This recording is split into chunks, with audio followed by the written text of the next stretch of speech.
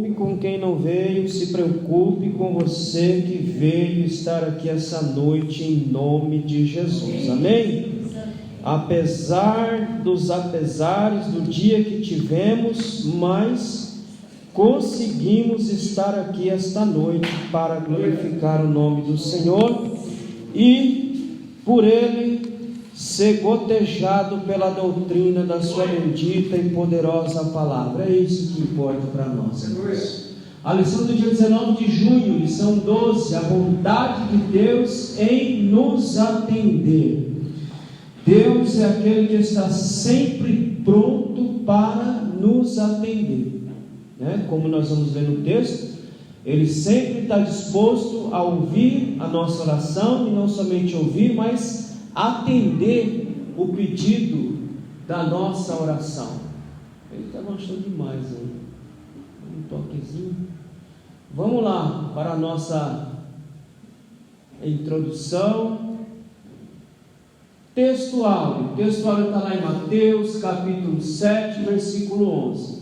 Se vós, pois, sendo maus, saber dar boas coisas aos vossos filhos, quanto mais o vosso Pai que está nos céus dará bens aos que lhe pedirem. Irmãos, o próprio Jesus já inicia dessa forma o texto. Nós, sendo maus por natureza, nós sabemos dar boa coisa aos nossos filhos. Imagine o nosso Pai, que é Deus, que é bom, em essência, quem dirá Ele não nos dará o melhor para os seus filhos? Amém, meus irmãos? Amém. Até quando Deus não dá, Ele está nos abençoando. Até quando Ele não ouve aquilo que você pede, Ele continua nos abençoando, porque Ele é um Pai, e o Pai sabe o que é melhor para o seu filho. O filho nunca sabe o que é melhor para ele mesmo, ou sabe? Não, porque o filho, se soubesse o que era melhor para ele mesmo, fazia errado. Como o filho não sabe, o pai sabe, então o pai tem condição de dar boas coisas. Nós que somos maus por natureza, damos boas coisas aos nossos filhos. Imagine Deus, que é o bem supremo, nos dará também o melhor, porque Ele é misericordioso. Eita nós, o negócio aqui está difícil. Verdade prática: Deus é um Pai amoroso, que concede aos seus filhos aquilo que realmente é bom. Qual é o destaque da verdade prática?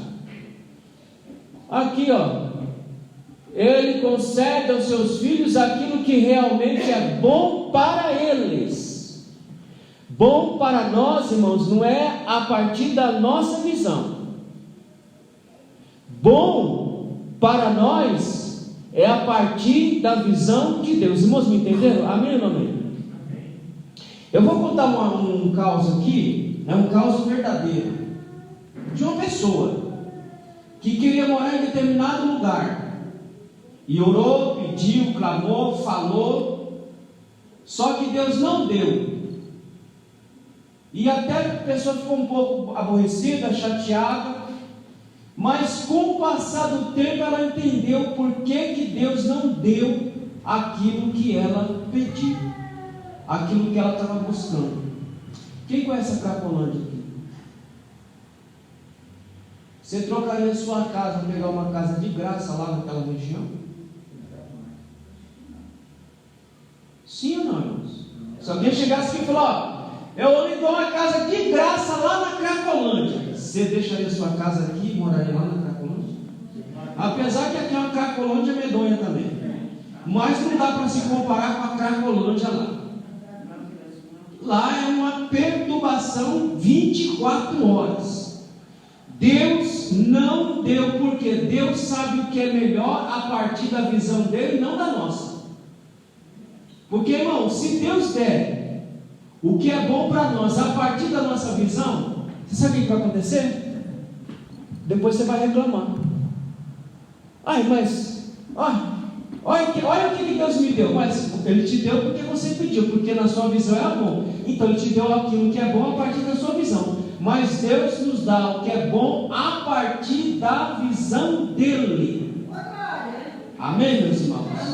Não é a partir da minha visão, não é a partir da sua visão. Deus dá o melhor para nós a partir da visão dele, não da nossa. Porque se ele der aquilo que é bom a partir da nossa visão, nós vamos reclamar com ele depois. Vamos lá, a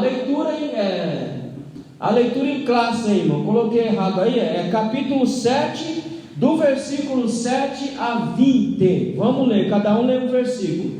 Mateus capítulo 7, do versículo 7 a 20. Eu leio um e o restante os irmãos vão lendo. Pedi e dar-se-vos-á, buscai e encontrareis, batei e abrir-se-vos-á. 8. Porque aquele que pede recebe, o que busca encontra, e ao que bate abrir-se-lhes-á. 9. E qual dentre vós é o homem que, pedindo, dou-lhe pão, ou seu filho lhe dará uma pedra? A pergunta: ou se pedir um peixe, lhe dará uma cobra. Ora, se vocês que são maus, sabem dar coisas boas aos seus filhos, quanto mais o Pai de vocês, que está nos céus, dará coisas boas aos que lhes pedirem. se o seu filho pedir peixe, você vai dar o que para ele? Uma serpente? É a pergunta que está no texto aí. Se o teu filho pedir pão, você vai dar o que para ele? Uma pedra? Não, você vai dar pão. E aí ele fala: vocês sendo mal por natureza dão boas coisas aos seus filhos, imagine o Pai que está nos céus, que é a fonte de toda a bondade, o que ele não nos dará. Segue o texto, verso 12. Portanto, tudo o que vós quereis e que os homens vos façam, fazei-os também vós, porque esta é a lei e os profetas. Entrai pela porta estreita, porque larga é a porta, espaçoso o caminho que conduz à perdição, e muitos são os que entram por ela. Porque estreita é a porta, e apertado o caminho que leva à vida, e poucos há que a encontram. Acabai-vos, porém, dos falsos profetas, e venham até vós vestidos como ovelhas, mas interiormente são lobos devoradores. Porque seus frutos os conhecereis. Porventura, colhe-se uvas dos espinheiros, ou figo dos abrolhos. Assim, toda árvore boa produz bons frutos, e toda árvore má produz maus frutos. Nesse texto aí, Jesus mostra toda a bondade de Deus e dele mesmo. Você sendo mau, se o filho pedir pão, você não vai dar pedra. Se o filho pedir peixe, você não vai dar serpente. Se você sendo mau, você dá pão e dá peixe ao seu filho, imagine o seu pai que está no céu, o que ele não dará a você se pedir, irmãos. Se pedir. Se você perceber, nós temos aí logo no início aí, no versículo 7, nós temos 3 verbos: buscai, batei e abrir-se-á. Buscai, aliás, pedi, buscai e batei. 3 verbinhos importantes do texto aí. Primeiro, pedi, buscar e bater. Tudo é ordem. Tudo é uma ordem, não é uma opção, não é opcional. Se eu pedir, não é que se eu pedir, se eu buscar, se eu bater, não é opcional. Eu tenho que pedir, eu tenho que buscar e eu tenho que bater, porque ele está insistindo aqui no ponto da oração. Não é que nós vamos estudar aqui a bondade de Deus em nos atender? Quando é que ele nos atende? Quando nós insistimos e buscamos insistentemente, constantemente, profundamente, ardentemente a Deus, então Ele vai nos conceder aquilo que nós necessitamos, amém? Não tudo que nós queremos, mas aquilo que necessitamos. Em introdução, nessa lição vamos aprender que Deus ouve as nossas orações por que Deus nos ouve, irmão? Olha lá no versículo 7, verso 7, capítulo 7, verso 7. Ele nos ouve por sua bondade. E se nós estivermos como Paulo fala aqui em Efésios capítulo 5, versículo 18, cheio do Espírito, então nós vamos seguir a ordem. Nós vamos pedir, nós vamos buscar e nós vamos bater. E Deus, segundo a sua bondade, irmão, presta atenção, não é segundo o seu pedido. Porque a gente pensa que Deus nos ouve por conta que eu estou pedindo. Não é assim que você vai lá orar? Você vai lá orar, não, Deus está me ouvindo porque eu estou pedindo. Não. Ele está te respondendo, não é por sua causa. Ele está te respondendo pela bondade. Tem irmão que acha que a oração é a varinha mágica que vai mexer lá e vai fazer Deus fazer as coisas. Não. Tudo que Deus faz, Ele faz mediante a sua bondade. Deus está respondendo a sua oração, não é por sua causa, nem porque você está pedindo. Deus está respondendo a sua oração, porque Ele é bom e pela bondade dEle. Amém? E deixa claro, para sermos ouvidos, devemos entrar e viver segundo os preceitos. Você quer ser ouvido segundo a bondade de Deus? Então eu tenho que entrar pela porta estreita, que está destacada no texto. Irmão, não é toda a oração que pela bondade de Deus Ele vai nos atender. Ele vai atender toda a oração daquele que entrou pela porta estreita. Que são o quê? O que é a porta estreita? São os preceitos de Deus. E aonde está estabelecidos os preceitos de Deus? Na sua palavra. Aqueles que ouvem, aqueles que entendem, aqueles que compreendem, aqueles que vivem segundo a palavra, esse está entrando pela porta estreita. Esse está entrando para ouvir, aprender, andar segundo diz a palavra do Senhor. Vivendo assim, não seremos enganados pelos falsos profetas. Porque se você ler o versículo 15, olha aí o propósito de você orar. Acautelai-vos, porém, dos falsos profetas que vêm até vós vestidos como ovelhas, mas interiormente são lobos devoradores. Irmãos, o propósito de pedirmos aqui, o propósito de buscarmos e o propósito de batermos é para nós sabermos discernir quem são os falsos profetas. Quem são aqueles que estão se revestindo ou se travestindo de pele de cordeiro, mas são lobos devoradores que querem devorar as ovelhas do Senhor. Quem é que consegue fazer isso, irmão? Aqueles que entram pela porta estreita. Por quê? Porque aqueles que entram pela porta estreita estão fazendo com que suas vidas sejam cheias do Espírito Santo, para discernir quem são os falsos mestres e os falsos profetas. Amém, meus irmãos? Os irmãos estão entendendo o porquê que tem que orar? Porque quem ora, ele fica cheio do Espírito. E quem ora cheio do Espírito, segundo Paulo, em 1 Coríntios capítulo 2, a partir do verso 14, ele discerne tudo e de ninguém discernido. Ele consegue discernir entre o santo e o profano. Ele consegue discernir entre a operação de Deus e a operação do diabo e a operação da carne. Então é por isso que Jesus insiste dizendo, olha, pede, busque e bata, para que você se revista do Espírito, para que você tenha condição de discernir os falsos profetas que estão em nosso meio. É por isso que nós oramos, é por isso que nós buscamos a bondade de Deus. Definição de bondade: bondade, qualidade do que é bom, boa índole, benevolente. Deixa eu perguntar uma coisa para vocês aqui, irmãos. Vocês são bons?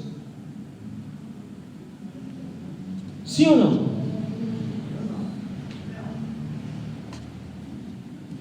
Vocês são bons? O ser humano é bom? Hã? Ele começou o texto dizendo que nós não somos bons. Ele começou a lição no texto de Mateus que nós estamos lendo aqui, que nós não somos tão bom quanto nós pensamos. O problema, sabe o que é? É que nós pensamos que somos bons e não somos, irmãos. A bondade que nós temos, a bondade que nós praticamos, essa bondade ela vem de Deus para nós. Porque se Deus tiver essa bondade, irmão, o que nós viramos? Nós viramos o Satanás na terra. Sabe por que você é bom? Sabe por que o ser humano lá é bom? Deus tem os seus atributos. E um dos atributos de Deus é a bondade. E quando Deus criou o homem, Ele comunicou este atributo da bondade ao homem. Por isso que você consegue praticar boas ações, ou ter bons atos. Por isso que o homem sem Deus consegue praticar bondade para o outro. Porque ele, sendo a imagem e semelhança de Deus, Deus comunicou essa bondade para o ser humano. Mas se Deus tirar essa bondade, nós vamos ser o que diz o texto aqui. Nós vamos viver na nossa maldade 24 horas. Não vivemos nossa maldade porque Deus colocou em nós a bondade. Não é o que diz o versículo 11 aí do capítulo 7? Se vós, pois, sendo o quê?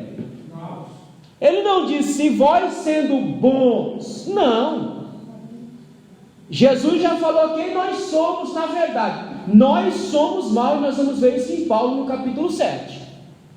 Há uma maldade em mim, que eu preciso lutar entre fazer o bem e o mal, porque há uma maldade dentro de mim, inerente, faz parte da minha alma, faz parte da minha natureza, mas em sua misericórdia, Ele é o sumo bônus, ou Ele é a suprema bondade. Quando Ele criou o homem, Ele comunicou essa bondade no homem, por isso que o homem consegue fazer atos de bondade. Mas se Ele tirar essa imagem, se Ele tirar essa bondade, nós vamos viver na maldade que nós somos. Amém, meus irmãos? A filosofia diz que bondade é o princípio mais elevado da moral. Vai prestando atenção nas definições para você entender que você não é tão bom quanto você pensa, porque as definições não vão nos levar para o bem maior. Então, para a filosofia, a bondade é o princípio mais elevado da moral. O ser humano bom, segundo o pensar filosófico, ele é aquele que está no ápice da moralidade. Então esse que está no ápice da moralidade, esse é o bom. Esse é aquele que faz coisas boas. Na visão grega, a bondade era vista como o mais sublime atributo. Irmão, perceba que tudo vai para mais. Tudo vai para cima, nunca para baixo. Tudo vai para cima. Então, na visão grega, bondade era vista como o mais sublime atributo. Na visão filosófica, é o princípio mais elevado da moral. Esse é um dos atributos de Deus encontrado no homem, pois o homem em si não é bom. Vamos ler Romanos 7,18. Crente da luz divina tem que se acostumar a ouvir isso. Você não é bom. Você não é bom. Porque se você fosse bom, Jesus não iniciaria o versículo 11 dizendo: vós sendo maus. Ele iniciaria não, vocês sendo bom. Ele diz não, vós sendo maus. Romanos 7,18, o que diz aí? Porque eu sei que em mim, isto é, na minha carne, não habita bem algum, e com efeito, o querer estar em mim, mas não consigo realizar o bem. Aprenda a doutrina. Em nós não há bem algum.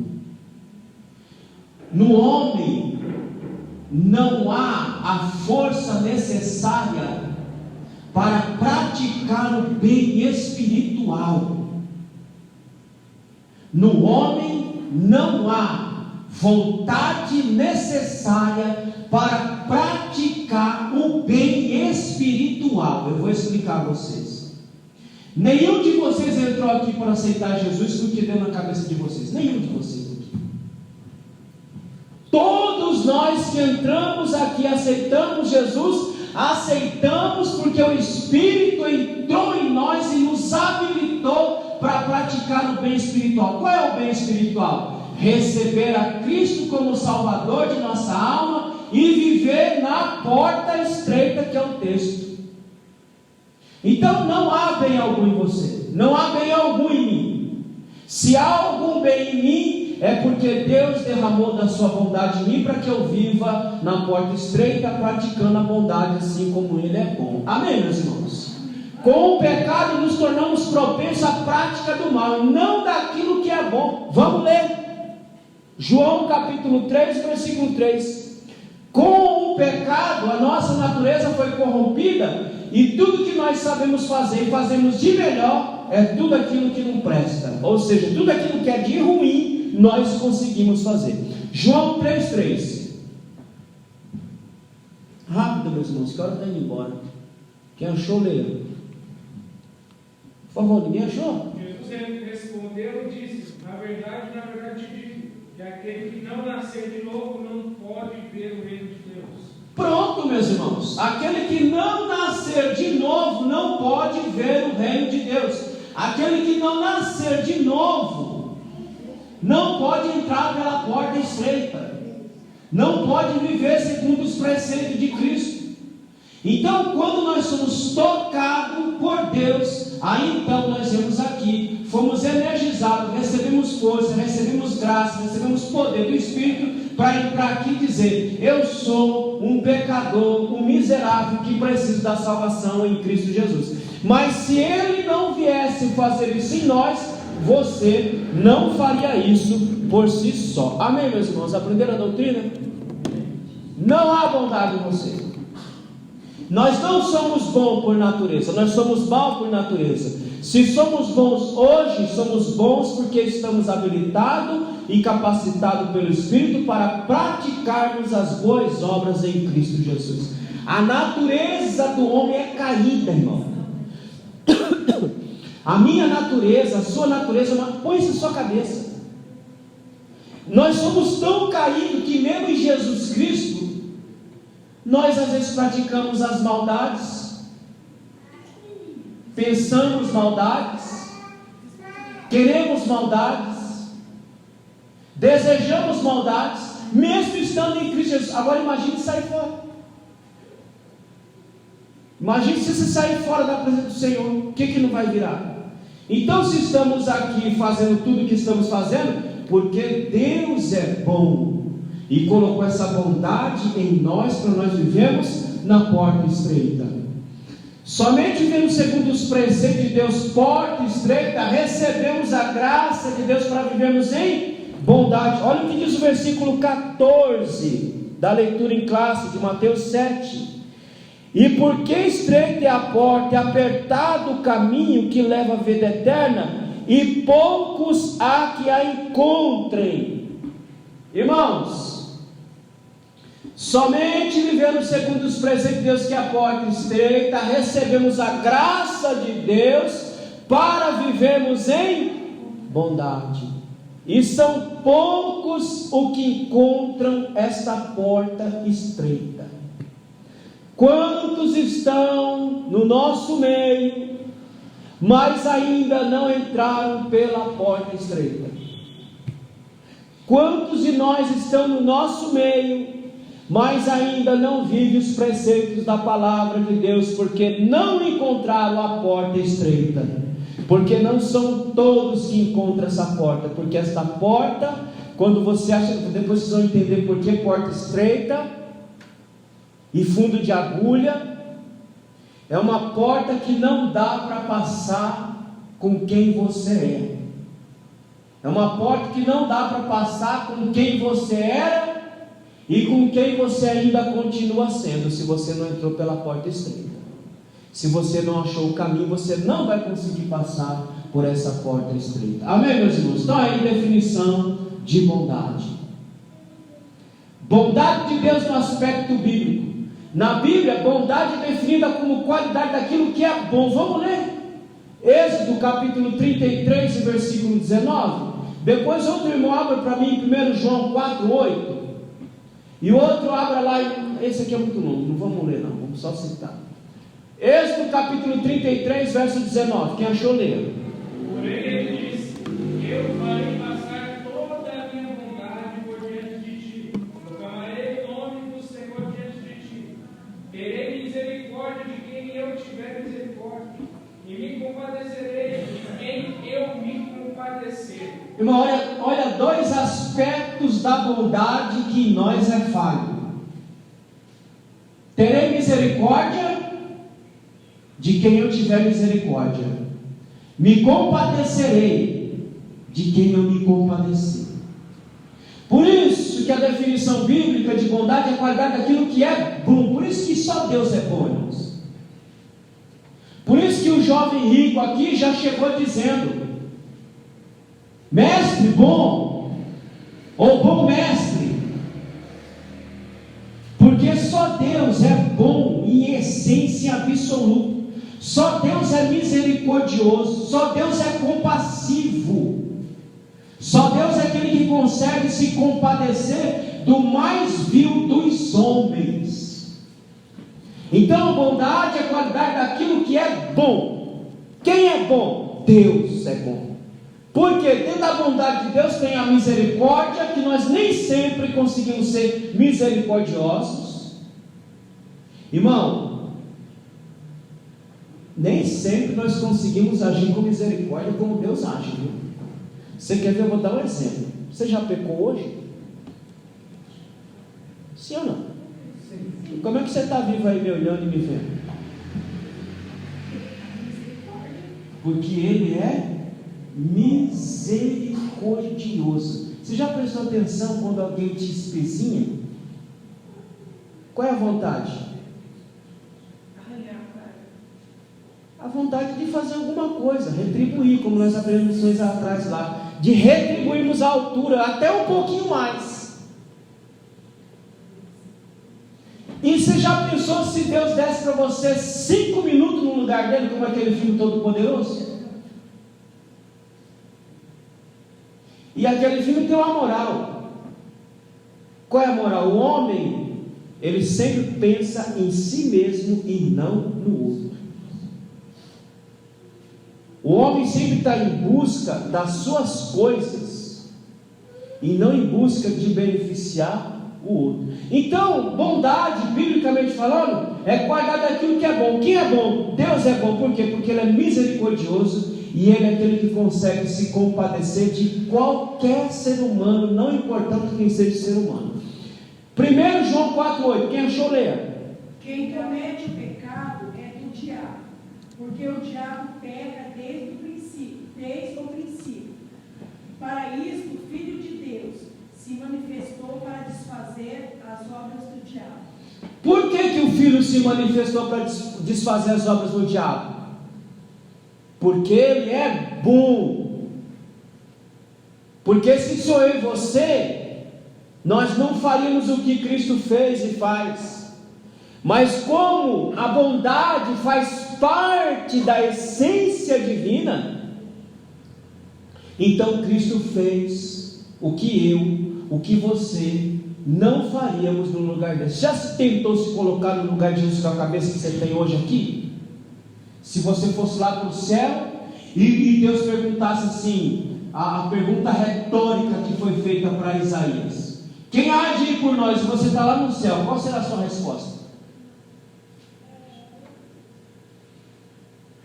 Diga aí. Qual será a sua resposta? Envia-me a mim? Diga: olha, Deus, passe longe. Eu não vou.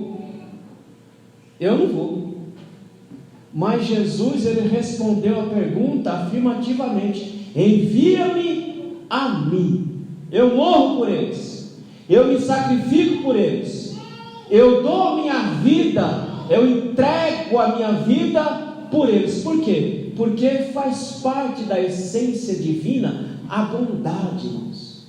Está lá dentro de Deus. Faz parte da essência humana. O que faz parte da essência humana? Vamos, meus irmãos, já aprenderam a doutrina? O que é que faz parte da essência humana? A maldade.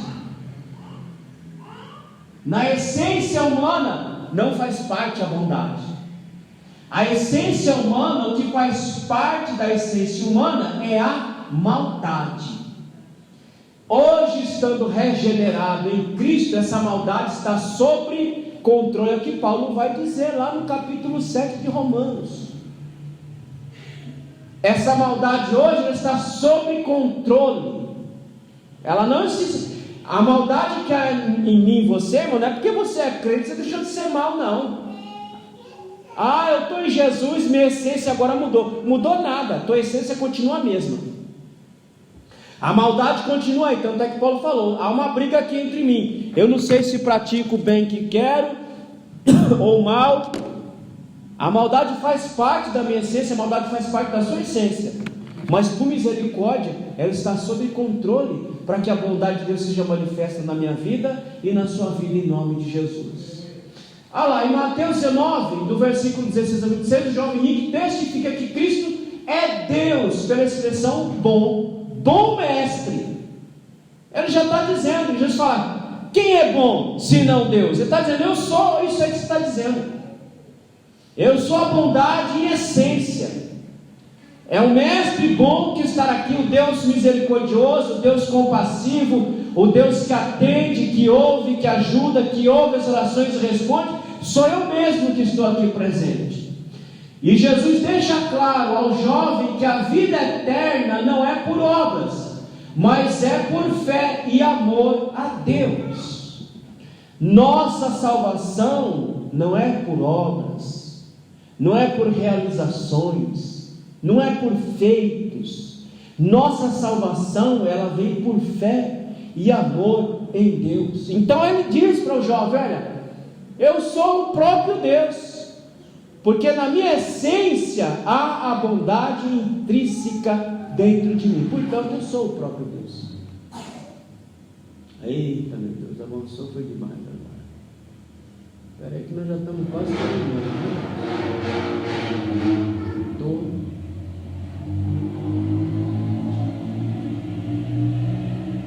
Estou aqui, pronto.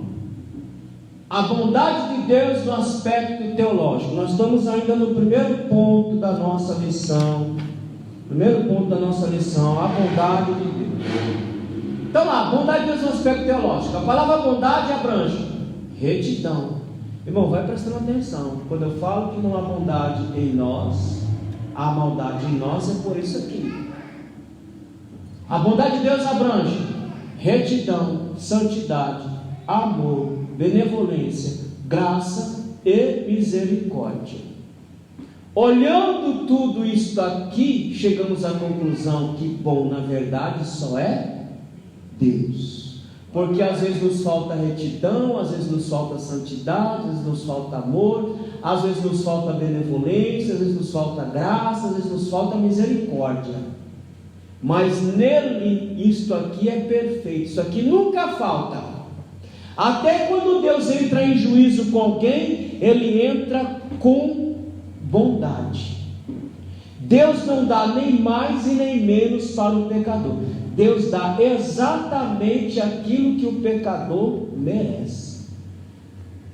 Quando você erra, irmãos, o que acontece? Deus perdoa o seu pecado? Sim ou não?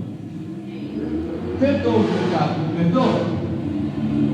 E as consequências? O que é feito com as consequências do Senhor da sua burrada? Ele perdoou meu pecado, mas não anula as consequências do meu pecado. Ela vai continuar ali. Veja como é que Deus é justo. Veja como é que Deus é justo. Ele não acrescenta mais nada. Você só vai colher as consequências dos seus atos cometidos. Se você tiver muito atos cometidos acumulados, é claro que você vai ter uma vida perturbada. Mas se você pecou, Ele é tão bom que Ele vai retribuir na justa medida para cada ser humano. Às vezes nós não entendemos como é que Deus trabalha na vida de certos irmãos, né? A gente fica pensando, caramba, aquele irmão fez tanta maldade e parece que Deus nem está vendo, parece que Deus não está nem retribuindo. Mas Deus, irmãos, até quando Ele vai julgar alguém, até quando Ele vai disciplinar alguém, ou até quando ele vai castigar alguém, ele faz isto com bondade e justiça, nem mais e nem menos. Por isso que ele é bom, porque nele há uma retidão, uma santidade, amor, a benevolência, a graça, a misericórdia. Tudo isso nos falta, mas em Deus isto é perfeito e absoluto. Irmãos, quando Deus vai agir na vida do ser humano, Deus age com tudo isso daqui, com retidão, com santidade, com amor, com benevolência, com graça e com misericórdia. Deus age levando em consideração tudo isso aqui. É por isso que Ele dá a medida justa para cada ser humano. Quando um pecador morre sem Jesus, ele está recebendo a medida justa de Deus, nem mais nem menos, a medida justa de Deus. Por quê? Porque Ele é bom e é fonte de toda a bondade.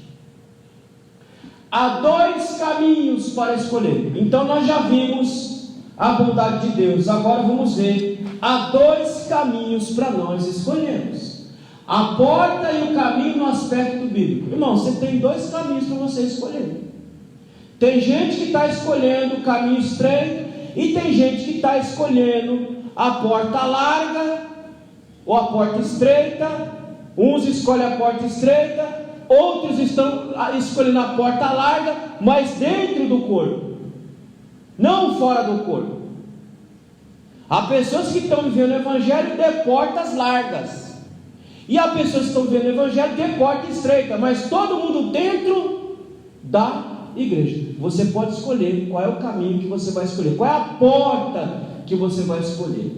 Ao usar essas duas figuras de linguagem, Cristo estava dando a ênfase, faltou um azinho aqui, a algo novo, uma nova comunhão. Então, quando ele usa a figura de linguagem porta e caminho, está falando de algo novo ou uma nova comunhão. Por isso que eu falo, tem gente que está dentro do corpo e ainda não achou esse algo novo, ainda não achou essa comunhão nova com o seu Criador. A porta fala de acesso a uma nova vida de experiência com Deus. Irmãos, por isso que eu falo, está dentro da igreja, está participando, está até acompanhando, mas é uma pessoa que ainda não entrou por essa porta de acesso. Por que não entrou por essa porta de acesso? Porque não tem uma nova vida de experiência com Deus. É a mesma coisa, é a mesma situação, é o mesmo ser, é o mesmo indivíduo. Ele só está no meio, ele só está entre nós, mas ele ainda não entrou pela porta de acesso, que dá essa nova possibilidade de uma nova experiência com Deus, de uma nova comunhão com Deus. Ele só entrou, mas não entrou de fato pela porta de acesso. O caminho fala de uma nova conduta, o abandono da trilha do pecado para seguir a Cristo. João 14,6. Há pessoas que estão dentro da igreja, mas continuam no mesmo caminho de sempre, vivendo a mesma vida de sempre, estando no mesmo estado de sempre, no mesmo pensar, na mesma forma de sempre, mas ele entrou pelo caminho, ou nem entrou pelo caminho ainda, porque se ele tivesse entrado pelo caminho, ele teria uma nova conduta diante do Senhor. Agora presta atenção, irmãos, no uso que Jesus faz da porta. Jerusalém nesse período aqui era uma cidade que ela tinha portas bem largas, que é para o povo passar, o povo entrar com seus camelos, com suas mercadorias, com suas bagagens.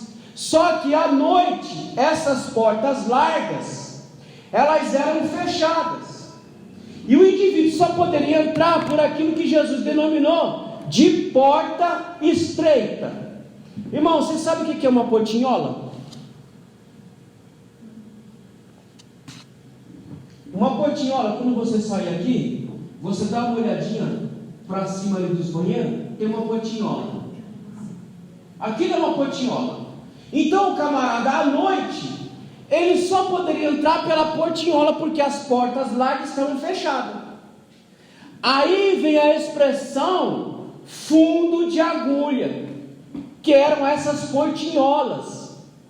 Eu queria ver como é que o camarada vai passar com um camelo por uma portinhola, que é chamada fundo de agulha, que todo mundo pensa, o novo convertido pensa que está falando de um fundo de uma agulha. E Jesus não está se referindo de fundo de uma agulha, meus irmãos. Eu nem sei se naquela época tinha agulha. Fundo de agulha é essa portinhola que o cidadão tinha que entrar em Jerusalém se estivesse fora de Jerusalém. E lá ele tinha que passar quase que se arrastando para poder entrar. Irmãos, andar pela porta, passar pela porta estreita, exige sacrifício, exige renúncia, exige abandono de bagagem. Não dá para passar pela porta estreita com bagagem. Você quer saber qual é a bagagem? Depois você abra lá em Gálatas capítulo 5, versículo 19, você vai ver qual é a bagagem. Não dá para entrar por essa portinhola com bagagem, só dá para entrar você mesmo, sem bagagem. Então por isso que ele usa essa expressão aqui, a fundo de uma agulha, ou então porta estreita. O cara tinha que passar com muita dificuldade.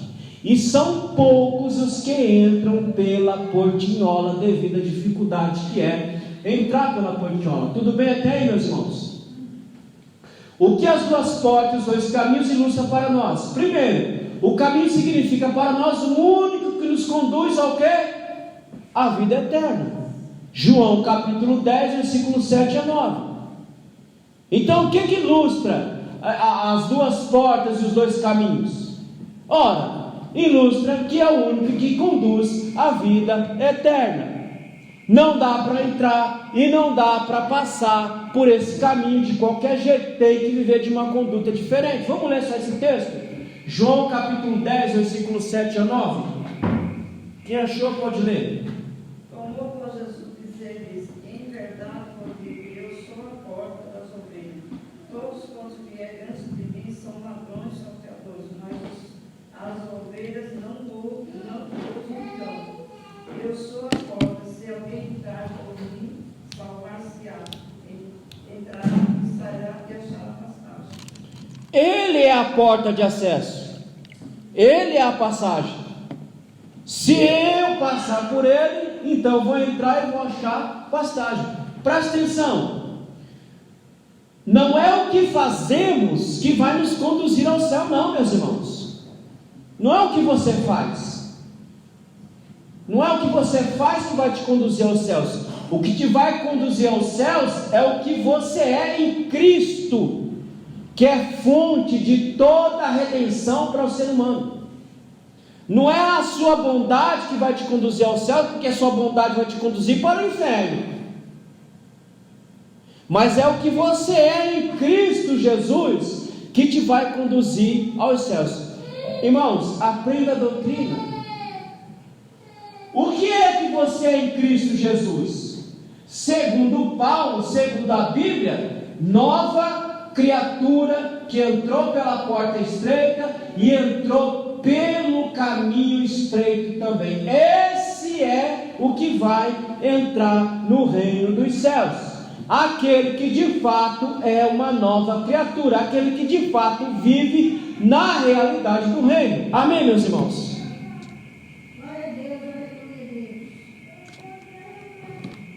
Não é o que nós fazemos.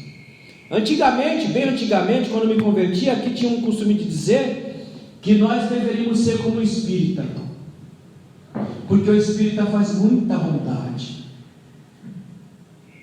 mas a bondade que ele está fazendo vai lhe conduzir ele para o inferno. Então quer dizer que eu tinha que fazer igual ao espírita para ir para o inferno?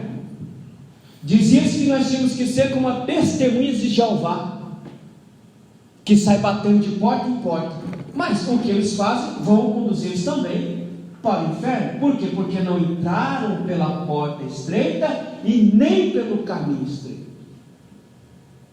Então não é o que eu faço que vai me conduzir, não, meus irmãos. É o que eu sou em Cristo Jesus, ou seja, uma nova criatura que vive no âmbito da fé e não no âmbito das obras. Se nós praticamos bondade, praticamos porque já somos salvos e não para ser salvo. Amém, meus irmãos? Então é o que nós somos em Cristo que vai nos conduzir à salvação em Cristo. Em Lucas 3,24 é nos dito que temos que porfiar. Vamos ler, irmão? Lucas 13:24, rapidinho, estamos terminando. Lucas capítulo 13, versículo 24. 13. Lucas 13, 24. Quem achou, lê, por favor.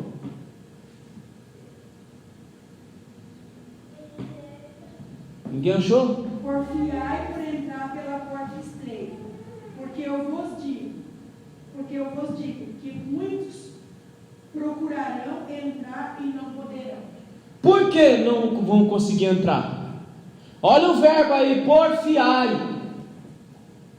O que significa o verbo porfiai? Esforçar-se com zelo extremo. É por isso que muitos procuram a porta estreita e não conseguem achar. Por quê? Porque você tem que fazer um esforço extremo, esforçar-se com zelo extremo para poder entrar por esta porta. Qual é o zelo? Qual é o esforço? Abandonar o que você é para você se revestir de uma nova criatura. Negar-se a si mesmo para você se revestir de uma nova criatura. Irmãos, isso aqui você tem que colocar muita força para você abandonar o seu velho eu e deixar o novo homem transparecer em você. Empenhar-se sem obter algo. Empenhar-se em obter algo.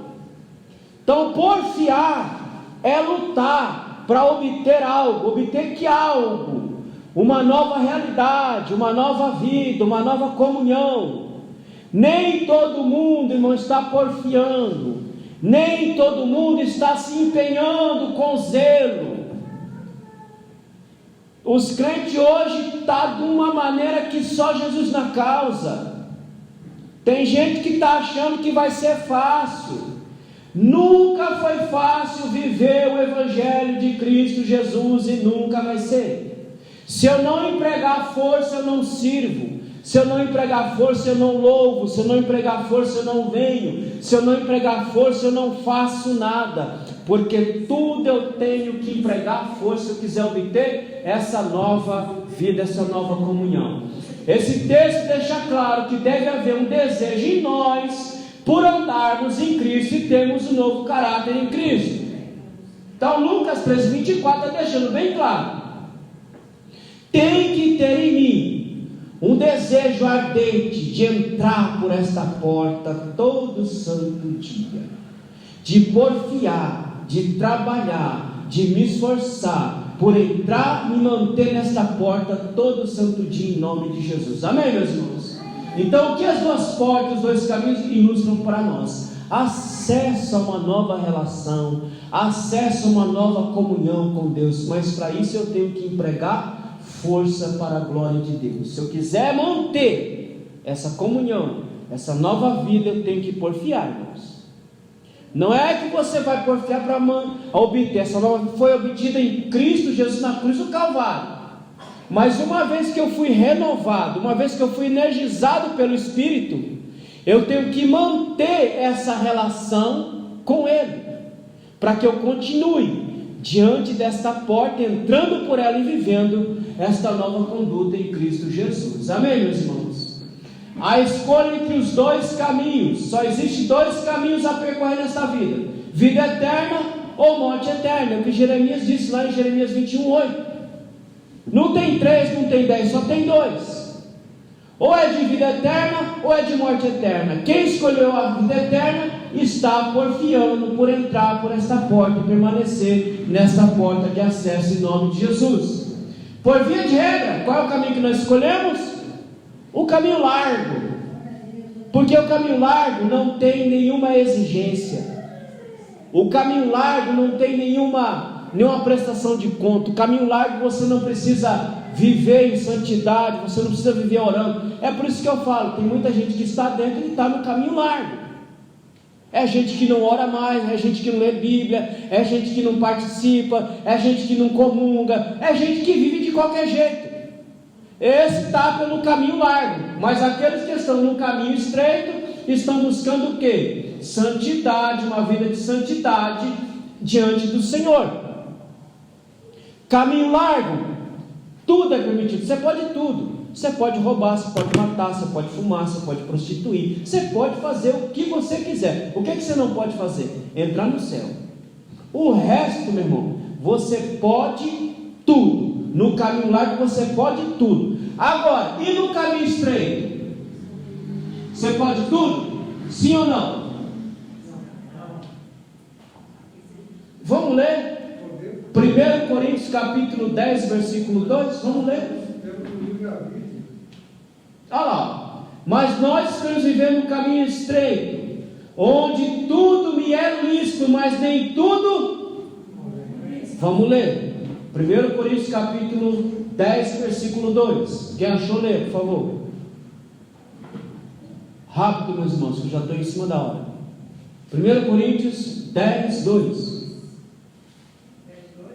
Isso. E todos foram batizados em 1 Coríntios capítulo 10, versículo 2. 1 Coríntios, versículo 10. Capítulo 10, versículo 2. Capítulo 10, E todos foram batizados em Moisés. é isso? Não é esse versículo não. Deixa, depois vocês acham. Tudo me é lícito, mas nem tudo me convém. Mesmo você estando na porta estreita, você pode tudo, mas nem tudo lhe convém, como diz a palavra de Deus. Achei aqui, é versículo 23. É 1 Coríntios capítulo 10, verso 23. Então, mesmo estando na porta estreita, você ainda pode tudo, mas segundo Paulo, nem tudo me convém, porque aquele que está na porta estreita, ele vai saber raciocinar. Eu até posso, mas não me convém. Quem está na porta larga diz: eu posso é tudo e tudo me convém. Então, pela porta larga você passa exatamente como você é. Pela porta larga, Gálatas capítulo 5, versículo 19 e 21, você passa do jeito que você é. Agora tem um detalhe: esta porta conduz ao inferno, mas nós que escolhemos a porta estreita, conduz para a vida eterna. Vamos ler? Provérbios 4, 18. Vamos ver se a gente consegue achar. E aí eu parto para a última parte da lição. Provérbios capítulo 4, versículo 18. Quem achou, leia. 4, 18. Mas a vereda dos justos é como a luz da aurora, que vai brilhando mais até ser o dia perfeito. Mas a vereda do justo é como o dia que se levanta. Ele porfia no caminho estreito, e ele vai se fortalecendo, como a aurora, como o levantar do dia. Porque o levantar do dia, nós entraremos na vida eterna para a glória de Deus. Amém? Ponto 3, a mentira dos falsos profetas. Cuidado com as falsas aparências. Aqui a advertência é para nós cuidarmos com o rótulo da embalagem. Ou seja, os falsos profetas que estão no nosso meio, eles não estão lá fora, irmãos. Os falsos profetas estão dentro, tentando nos enganar, tentando nos iludir. Os falsos sempre têm aparência de verdadeiro, mas sua essência é enganosa e conduz à porta larga. Os falsos profetas sempre têm aparência de verdadeiro. Ele não vai chegar para você e dizer: ó, eu sou o falso profeta. Não, ele sempre tem aparência de verdadeiro, mas no final ele vai te conduzir para a porta larga. Temos que estar atentos contra esses indivíduos que nos tentam seduzir com discursos bonitos, até com obras. Tudo isso para nos levar ao descaminho que caracteriza o nosso tempo, irmãos. O caminho de hoje, nós estamos vivendo o caminho do descaminho. Nós somos o povo do caminho, mas estamos sendo caracterizados pelo povo do descaminho. Vocês viram aí, ontem, 2 pastores presos. Olha, irmão, olha que coisa horrorosa. Um eu conheço, o outro eu passei a conhecer agora. O senhor Milton Ribeiro, ministro da Educação. Se foi enveredado na lama, irmão, esse é outro caso. Pastor Gilmar Santos, homem irmão, de vasto conhecimento do Brasil, enveredado pelo descaminho da política. Irmão, política largue o seu ambiente. Pastor é pastor, não se envolve com esse negócio. O pastor quer se envolver com isso, abandone o ministério. Abandone o ministério e vai viver para a política. Vai lutar pelo povo de Deus, então vai lutar pelo povo de Deus na política e abandone o ministério. Porque as duas coisas não casam. Ou é uma coisa ou é outra. Descaminhos. Nós estamos sendo caracterizados pelo descaminho. Outrora nós tínhamos uma postura, agora nossa postura está um pouco mais flexível. A postura cristã não tem que ser flexível em ponto nenhum, ela tem que ser rígida, e rígida até o fim. Não temos que abrir mão de nada, não temos que negociar nada, não temos que mudar nada. Não somos nós que temos que mudar, é o mundo que tem que mudar para entrar aqui dentro. Não somos nós que temos que mudar para que o mundo entre.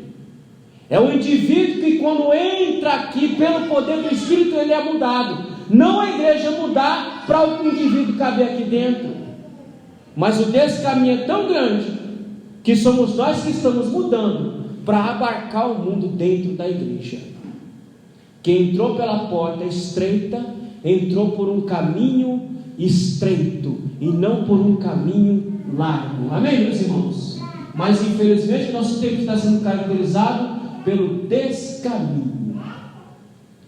Como detectar o falso profeta? Primeiro, eles diminuem a Cristo e glorificam a si mesmos. Pode reparar, o falso profeta por natureza ele é assim.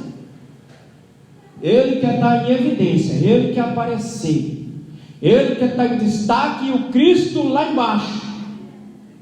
E o Cristo some, desaparece. Pode ver, todo falso profeta dos infernos, ele se autoglorifica e Cristo é diminuído, o Cristo desaparece. Segundo, seus frutos o denunciam, é o que diz capítulo 7, versículo 19. O fruto do falso profeta você conhece, você sabe qual é o fruto dele. Terceiro, seu ensino, que vem diluído com a mentira. Irmão, a verdade quando diluída com a mentira não é mais verdade, não é mentira. O falso profeta dilui a verdade com a mentira e a verdade passa a ser uma mentira na boca do falso profeta.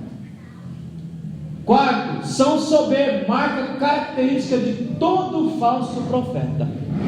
Você vê a soberba estampado na cara do falso profeta. Então, tome cuidado com esses homens. Quando aparecer alguém diminuindo a Cristo, glorificando a si mesmo, é falso profeta. Você vê os seus frutos, denuncia. Seu ensino diluído com a verdade e a mentira. São soberbos por natureza. Uma análise criteriosa. Mateus 24:11 nos diz que temos que analisar os indivíduos e suas mensagens, pois os falsos profetas sempre falam aquilo que agrada e massageia o ego do povo. Pode perceber a mensagem do falso profeta.